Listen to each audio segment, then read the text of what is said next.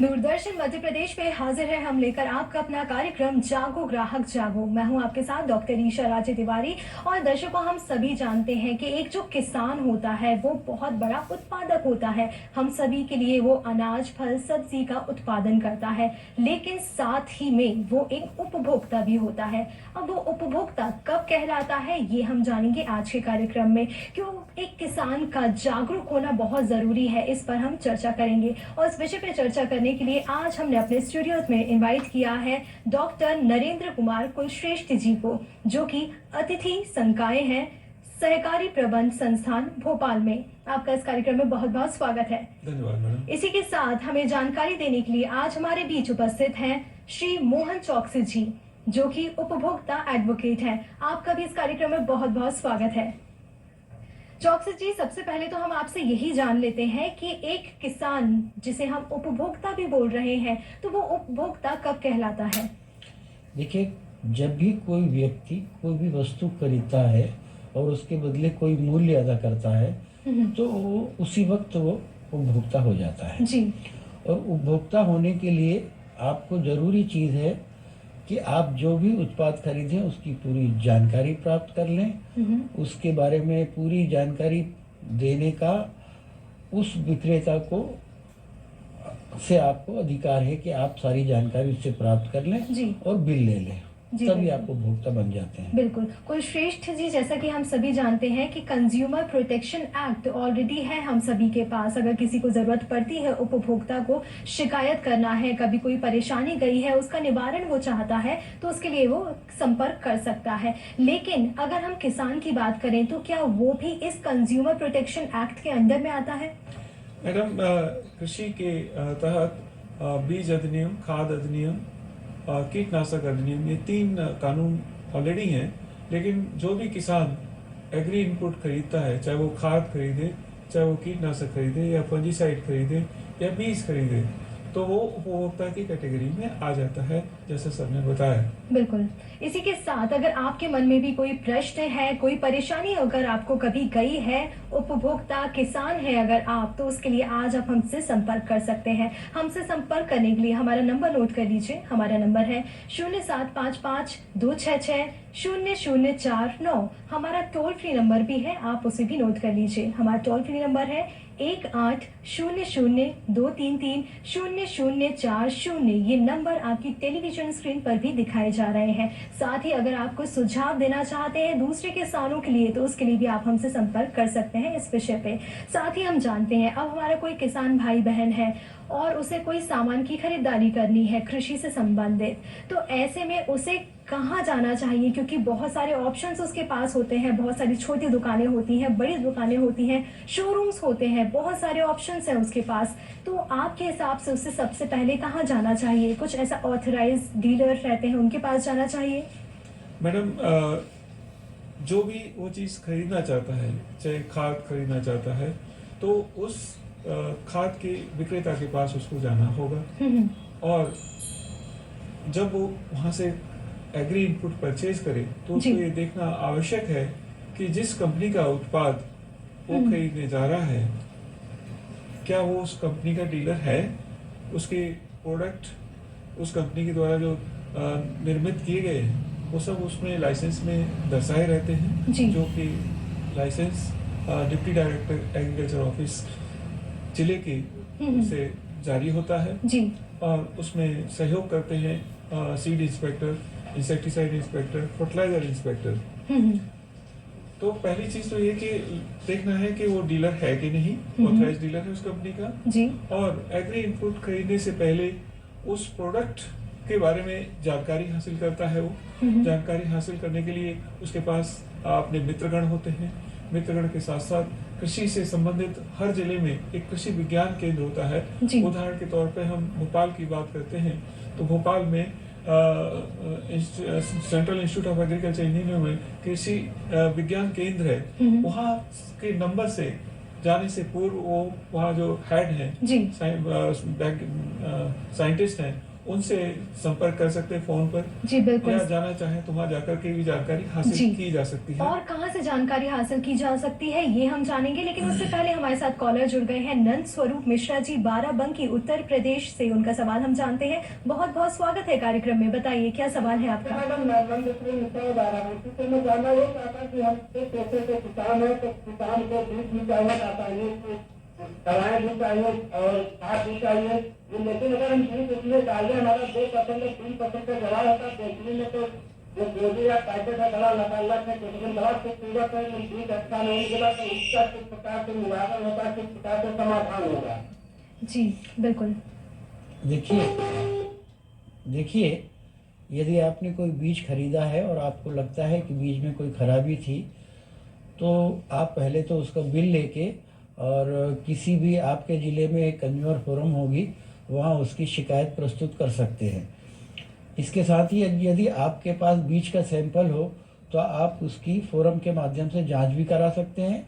और फसल खराब होने की दशा में आपको सबसे पहले अपने ब्लॉक के कृषि विस्तार अधिकारी से संपर्क करना चाहिए। वो आपकी फसल का निरीक्षण करेगा और निरीक्षण करने के पश्चात आपको एक रिपोर्ट भी देगा कि इस बीज में क्या खराबी है या नहीं है, और इससे संबंधित वो रिपोर्ट अपने उच्च अधिकारियों को कानूनी कार्रवाई के लिए भेजेंगे। और आप यदि उसका मुआवजा चाहते हैं तो आप उपभोक्ता फोरम में अपना शिकायत प्रस्तुत कर सकते हैं। जी, इसी के साथ ही ऐसी कौन कौन सी स्थिति है जब कंप्लेन की जा सकती है उपभोक्ता फोरम में? अगर किसी किसान ने कोई सामान खरीदा, ये तो जैसे नकली बीज निकला, उसकी शिकायत की जा सकती है। देखिए, कृषि के मामलों में बहुत सारे विषय हैं, जैसे बीज है, बीज की खराबी हो गई। इसके बाद कुछ पौधे भी आजकल बिक्रे होते हैं, पपीते के पौधे जैसे सीडलिंग बने बनाए पौधे आते हैं, वो उनकी भी शिकायत हो सकती है। इसके बाद फिर आता है, आपने जैसी बोनी की है, उसके बाद आता है खाद डालने का, तो खाद के बारे में भी आप शिकायत कर सकते हैं। उसके बाद आते हैं इंसेक्टिसाइड, फिर आते हैं हर्बिसाइड, फिर आजकल कुछ टॉनिक भी बनने लगे हैं। तो अगर इनमें भी कोई शिकायत है तो आप उपभोक्ता फोरम जा सकते हैं। जी। इसके बाद आती है मशीनरीज, मतलब एक तो ट्रैक्टर है, ट्रॉली है, कल्टीवेटर है। जी। इसके बाद हेवी मशीनरी आती है, जैसे आपके पास फसल काटने के लिए हार्वेस्टर होते हैं, तो उनकी भी शिकायत कर सकते हैं। इसके अलावा अगर आप कृषक हैं और आपने बीमा कराया है या बैंक से लोन लिया है, तो बैंक के खिलाफ भी आप शिकायत कर सकते हैं, बीमा कंपनी के खिलाफ भी शिकायत कर सकते हैं। बहुत सारे सब्जेक्ट हैं। पहला आपको याद रखना होगा कि आपने कोई पैसा देके कोई सेवाएं खरीदी। जी, कई बार क्या होता है, अगर हम कुलश्रेष्ठ जी आपसे पूछें, तो किसान भाई हमारे सामान खरीद लेते हैं, लेकिन सामान उन्हें बहुत ज़्यादा नहीं चाहिए तो वो खुले में भी ले लेते हैं। अगर बीज है तो वो खुले में ले लेते हैं, लेकिन जब उसकी रसीद की बात आती है तो ऐसे में जो डीलर होता है या दुकानदार है, वो सिर्फ बस या तो रसीद देता ही नहीं है या फिर बस लिख देता है कि बीज लेके गए। तो क्या इतनी जानकारी ज़रूरत पड़ने पर काम आती है या फिर और भी कुछ लिखा होना चाहिए उस रसीद में? मैडम, जैसे बीज मान लो उसका रिक्वायरमेंट कम है, 1 किलो का रिक्वायरमेंट है, जो कि उसका पैकेट है 5 किलो का, तो 5 किसान मिलकर के इकट्ठा खरीद सकते हैं और बिल एक के नाम जारी कराया जा सकता है। और वो एक डॉक्यूमेंट्री एविडेंस रहेगा, यदि उसमें गुणवत्ता से संबंधित या क्वांटिटी से संबंधित प्रश्न है तो उसके खिलाफ कंज्यूमर फोरम में जिले में जो ऑफिस बताया सर ने, वहाँ पर अपनी शिकायत दर्ज करा सकते हैं। ऐसा है मैडम, पैकेट एक्ट है एक वेटन एंड मेजरमेंट का, उसमें हर चीज जो पैक है उसके बारे में ये दे रखा है कि ये कितने कितने ग्राम के, कितने किलो के पैकेट बनेंगे। तो अगर कोई सीड कंपनी है या कोई भी कंपनी है तो वो उपभोक्ता की मांग के अनुसार उसको पैक करेंगे। तो अगर आप छोटे हैं तो आप छोटी वस्तु के पैक खरीदें। जी, इस पे हम में तो कोई चीज विस्तार से इस विषय, जैसे फर्टिलाइजर का बैग है 50 किलो का बैग है, तो वो छोटी क्वांटिटी में नहीं है। हाँ, तो वो it will take a time to give the demand कि हमारा इतना रिक्वायरमेंट है। जैसा कि आपने बताया कि कुछ किसान भाई हैं वो मिलकर ले सकते हैं। साथ ही जी बिल्कुल, साथ ही हमारे साथ कॉलर जुड़ गए हैं कुलदीप जी रायसेन से। उनका सवाल हम लेते हैं। कार्यक्रम में बहुत स्वागत है, बताइए क्या सवाल है आपका। पर मैम हमारा 1 साल से बीमा पेंडिंग पड़ा हुआ है, जी। तो हमारा वो खाता बंद हो गया, भी जमा कर दी थी हमने। तो दूसरे खाते के भी मैंने कागजात बैंक में भी दिए हैं, बीमा कंपनी को भी बोला है। 1 साल हो गया मैम, अभी तक हमारा उस पर कोई कार्रवाई नहीं हुई, बीमा की बात प्राप्त नहीं हो पाई। जी, चौकसी जी तो क्या आप किया इनके जाए? लिए आप ऐसा एक बार और उनको पत्र लिख के एक बार निवेदन करिए, नहीं तो 2 साल के अंदर आप अपनी शिकायत जिला फोरम में लगा सकते हैं। बिल्कुल। इसी के साथ कुलश्रेष्ठ जी, जैसे बीमा की बात चल ही रही है, कई बार ऐसा होता है कि फील्ड पे वर्क कर रहे हैं और ऐसे में कुछ छोटी मोटी या बड़ी दुर्घटना हो जाती है। अब बात आती है बीमे की। तो बीमे के लिए क्या कुछ ऐसे डॉक्यूमेंट्स हैं जो हमेशा हमें संभाल कर रखने चाहिए, या फिर जब हम इंश्योरेंस ले रहे हैं तो हमें ध्यान रखना चाहिए कि ये कागज हम अपने पास ले रहे हैं कि नहीं? देखिए मैडम, जो एग्रीकल्चर इंश्योरेंस कंपनी है जो कृषि से संबंधित बीमा करती है, उसकी पॉलिसी धारक जो भी किसान कराता है तो पॉलिसी को संभाल कर जी। रखना चाहिए, नंबर 1। नंबर 2, जो भी उत्पाद वो प्रयोग करने जा रहा है उसके किस तरीके से उसको प्रयोग में लाना है, क्या क्या सावधानी बरतनी है। उदाहरण के तौर पे यदि वो कीटनाशक का स्प्रे कर रहा है किसान और जी। हवा के बेरों की तरफ जा रहा है, तो जिससे कि फ्यूम्स जो है उसके चेहरे पे भी आती हैं, तो उसके लिए नुकसानदायक है। तो मास्क लगा के रखे और अपने जहाँ वो प्रयोग करता है नींबू और साफ पानी पीने का रखे। कोई इस तरह की जीव मिसलाता है तो नींबू पानी है या एट्रोपिन टैबलेट आती है जो उसमें रहती है, जी। तो वो उसका इस्तेमाल कर सकता है, जिससे कि छोटी मोटी उसके लिए जी। उसमें कवर हो जाती है। स्वास्थ्य संबंधित जो भी परेशानियां हैं, तो जागरूकता जैसा हम बात कर रहे हैं, भले ही वो कृषि से संबंधित हो या स्वास्थ्य से संबंधित हो, अगर हमें जागरूकता है, हमें जानकारी है, तो बहुत सारी परेशानियां ऐसी हैं जिनको हम होने से रोक सकते हैं। इसी के साथ अगर हम एमआरपी पे बात करें चौकसी जी, तो बहुत सारे किसान भाई होते हैं, सामान खरीदने जाते हैं, एमआरपी सभी को पता है कि एमआरपी से ज्यादा पैसे नहीं देने हैं, लेकिन कुछ दुकानदार ऐसे होते हैं जो बता देते हैं कि अब ये नई प्राइस आ गई है, इस पे ये प्रिंटेड है, लेकिन इसकी जो प्राइस होनी चाहिए वो बढ़ चुकी है। तो अगर कोई एमआरपी से ज्यादा ले रहा है तो फिर इसकी शिकायत या कार्रवाई क्या की जाए इस पे? देखिए, गवर्नमेंट ऑफ इंडिया ने कानून में एक बड़ा स्पष्ट प्रावधान किया है कि प्राइस अगर चेंज होगी तो उसमें स्टिकर लगाए जा सकते हैं सिर्फ 1 महीने तक। तो जी। उसकी पैकिंग देख लीजिए, अगर पैकिंग 1 महीने से पुरानी है तो उसके ऊपर स्टिकर नहीं लगा सकता है। और एमआरपी जो प्राइस है, एमआरपी कोई ऐसी प्राइस नहीं है कि आपको उसी पे खरीदना है। मैक्सिमम रिटेल प्राइस का मतलब होता है अधिकतम मूल्य। जी। इसमें आप बार्गेनिंग कर सकते हैं। ये जरूरी नहीं है कि आप मैक्सिमम रिटेल प्राइस देने के लिए बाध्य हैं। जी। आप बार्गेनिंग कर सकते हैं, अगर वो उससे कम में भी मिल जी, सकती है। इससे ज्यादा नहीं देना है, लेकिन हाँ। अगर कम में मिलने के चांसेस है, आप अगर बार्गेनिंग कर सकते हैं, नेगोशिएट कर सकते हैं, जी। तो बिल्कुल ले सकते हैं। लेकिन अगर किसी ने कम दाम में लिया है तो उसमें रसीद में क्या दाम लिखा जाता है? क्योंकि अगर वो किसी को वो कभी जो शिकायत जो करनी है। जो पैसा दे रहा है, जितने मूल्य में आपने लिए, वही कीमत लिखी जाएगी। बिल्कुल। तो वो उसको डिस्काउंट कर सकता है। मान लीजिए 4000 की कोई वस्तु है, अगर आपको 200 रुपए डिस्काउंट दे रहा तो वो उसको नीचे लिख देगा डिस्काउंट जी। 200 रुपए, 3800 लेगा, उसकी रसीद देगा आपको। बिल्कुल। साथ ही अगर कंज्यूमर प्रोटेक्शन एक्ट की हम बात करें कुलश्रेष्ठ जी, तो नया एक्ट आ चुका है ऑलरेडी, तो इसमें क्या कुछ बदलाव किए गए हैं? क्या कुछ ऐसी चीजें हैं जो फेवर में हैं हमारे किसानों के? देखिए मैडम, 2019 में संसद में ये नया एक्ट उपभोक्ता संरक्षण अधिनियम पारित किया गया जी। और 2020 से लागू किया गया। इसकी लागू करने की जरूरत है डिजिटाइजेशन होने, ऑनलाइन ऑफलाइन। जैसे पहले प्रोडक्ट जाके किसान खरीदता था दुकान से, अब वो ऑर्डर भी दे सकता है, ऑनलाइन भी ऑर्डर दे सकता है, घर पर डिलीवरी हो सकती है। जी। तो इन सब चीजों के लिए, और अब देखें बेस्ट प्राइस में जाएं या डी मार्ट में जाएं जी। तो बार कोड भी रहते हैं, जिससे कि वो उनको इनवॉइसिंग करने में आसानी होती है बार कोड से, और तुरंत ही उनको कुछ लिखना नहीं पड़ता, कंप्यूटर पर ऑलरेडी उसके इनवॉइस में आ जाता है। So keeping that point of view, ये नया जो एक्ट है उपभोक्ता संरक्षण अधिनियम जो 1986 में था, उसमें बदलाव किया गया जी। डिजिटाइजेशन को मद्देनजर रखते हुए। बिल्कुल।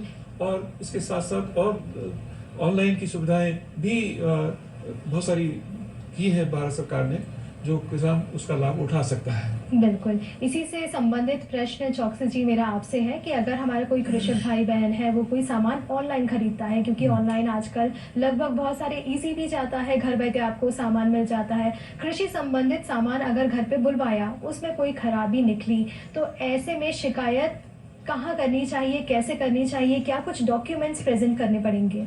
देखिए, पहला जो एक अधिनियम था वो 1986 का था। जी। उसमें ऑनलाइन का प्रावधान नहीं था।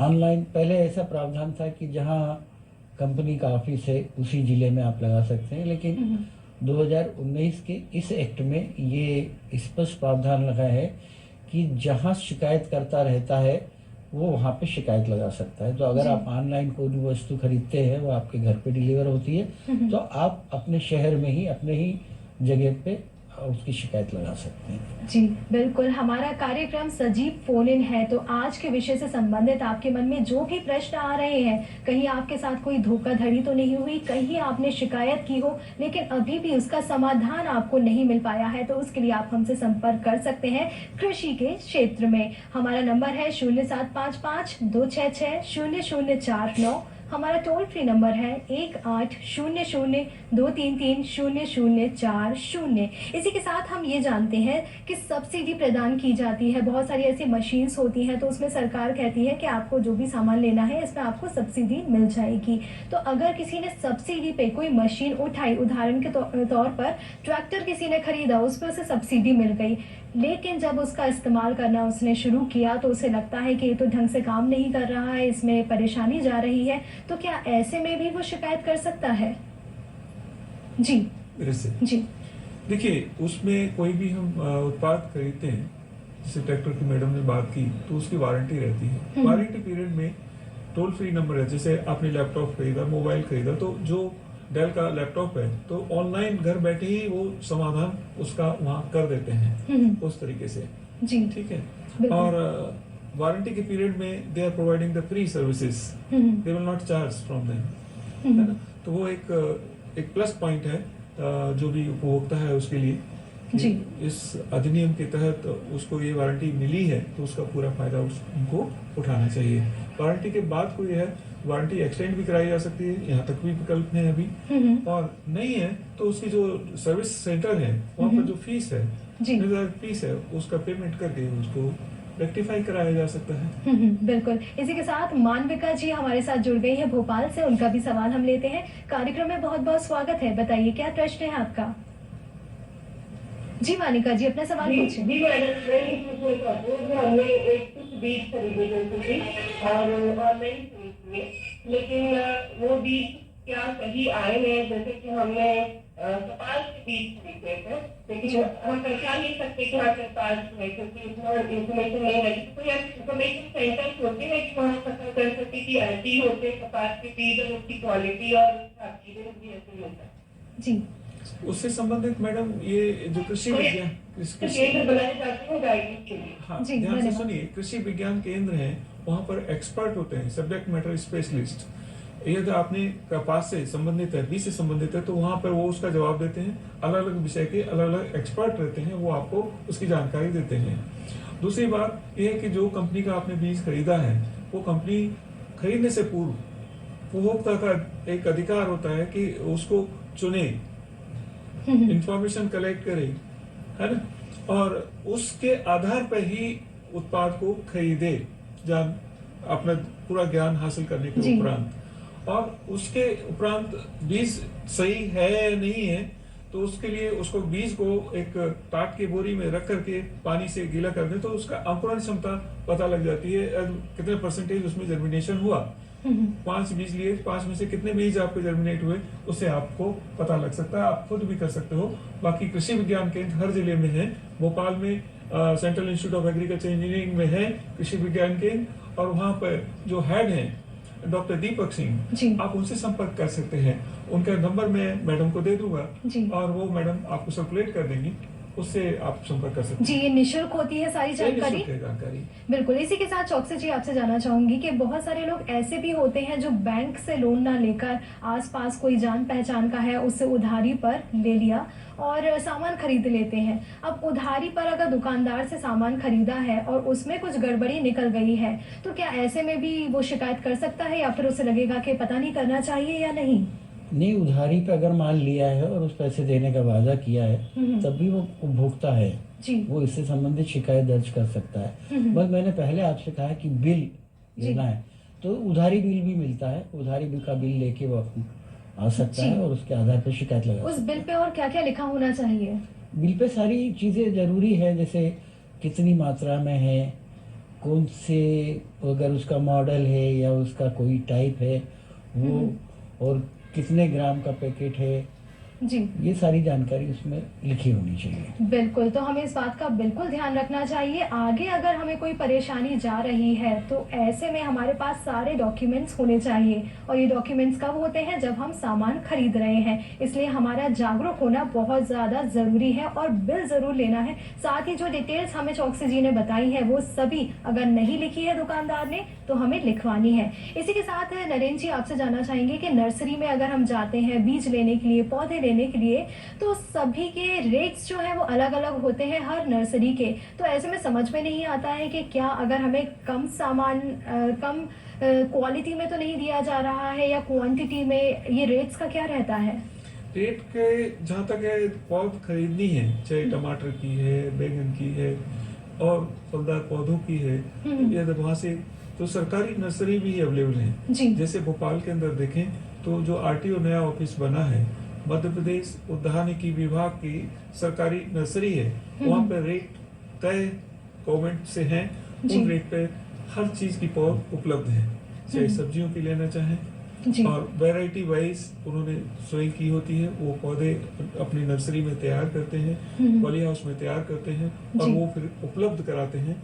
और कोई भी विक्रेता रिटेल में रिटेल करना चाहता है तो वो भी वहाँ से पूरा एक ट्रैक दे देते हैं, प्लास्टिक का बना होता है, कोकोनट पाउडर उसमें रहता है, उसमें वो बीज चोपते हैं और बीज उगाता है, फिर वो नर्सरी एसेस दे देते हैं, उसकी सिक्योरिटी जमा करा लेते हैं और वो ला करके किसानों को या जो जिस कॉलोनी में वो रह रहा है, जैसे फूलदार पौधे हैं, सब्जी के पौधे, हर गृहिणी चाहती है किचन गार्डन में लगाना, अपने लॉन में लगाना, तो वो ले सकते हैं वहाँ से। जी। चौकसी जी, और किन बातों का ध्यान रखना चाहिए अगर नर्सरी से हम कुछ खरीद रहे हैं? देखिए, मूल्यों के बारे में आपने जो सवाल किया है, मूल्य अगर गवर्नमेंट ने निर्धारित किए हैं जी, तो वो तो गवर्नमेंट सेंटर्स पे आपको लागू होंगे। जहाँ तक बहुत सारी कंपनियां हैं उनके कोई रेट तय नहीं है, ये तो उस कंपनी की ब्रांड पे उपलब्ध वो है, ब्रांड वैल्यू है। जी। कोई भी वस्तु के मूल्य सामान्यतः सरकार द्वारा निर्धारित नहीं किए जाते हैं। जी।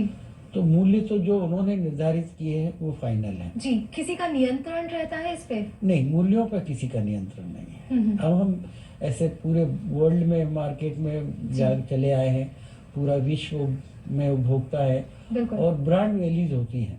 बिल्कुल। सरकार जरूर कुछ चीजों के मूल्य निर्धारित कर देती है, उसके लिए एक एसेंशियल कमोडिटी एक्ट है। जी, लेकिन हम जो जितने भी हमारे कृषक भाई बहन हैं, हम सभी का जागरूक रहना जरूरी है। अगर हमारे पास डिटेल्स है तो धोखाधड़ी हमारे साथ कम आप हो जानकारी लें, आप जी। मार्केट में जाएं, जैसे कोई एक बीज है वो 500 रुपए किलो दे रहा है, बिल्कुल। आप जाएं और उसके बारे में जानकारी प्राप्त करें। बहुत सारी बिल्कुल। अलग अलग आशा करते हैं आपने जो जानकारी दी उन सभी को ध्यान में रखेंगे हमारे दर्शकगण। आप दोनों इस कार्यक्रम में आज हमारे साथ जुड़े, इसके लिए आप दोनों का बहुत बहुत धन्यवाद। इसी के साथ दर्शकों, जागो ग्राहक जागो की टीम को भी दीजिए इजाजत। नमस्कार। नमस्कार।